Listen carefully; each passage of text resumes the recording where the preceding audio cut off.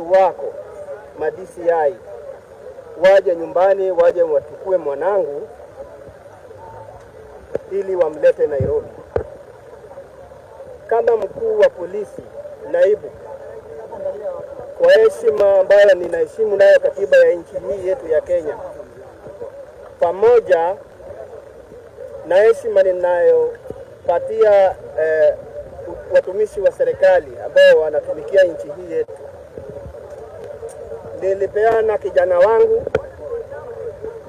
kwa heshima hiyo mkononi mwako, maana nilipata habari kupitia kwa watu uliowatuma waje wamchukue yeye.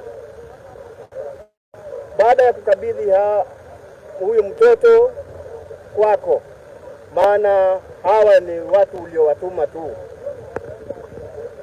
leo hii matokeo inatokea kwamba mtoto wangu amekufa kwa majeraha ya kupigwa.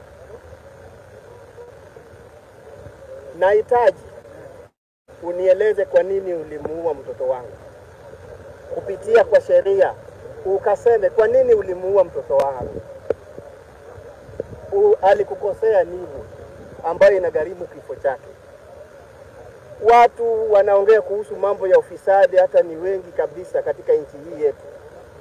Kwa nini mtoto wangu peke yake asulubiwe kwa ajili ya neno la ufisadi ambayo inahusu nchi nzima, abebe na ni mtoto wangu mmoja wa kipekee? Sasa nimebaki mkono mtupu. Nana atanielekeza katika maisha yaliyobakia? Mtoto wangu nimemsomesha kwa taabu katika kaunti ya Kilifi kwa kazi ya Kware, nikijinyima kwa ajili ya mtoto wangu kusoma. Alipohitimu nilikuwa nina matumaini, ndiposa nikatoka huko nikirudi Nyanza nikae nyumbani, kwa sababu mtoto amefika mahali kwa kunishika mkono.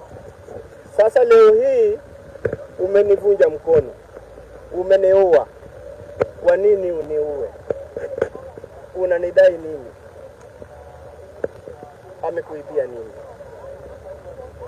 Hayo ndio maneno ambayo nataka niongee kwako Bwana Eli.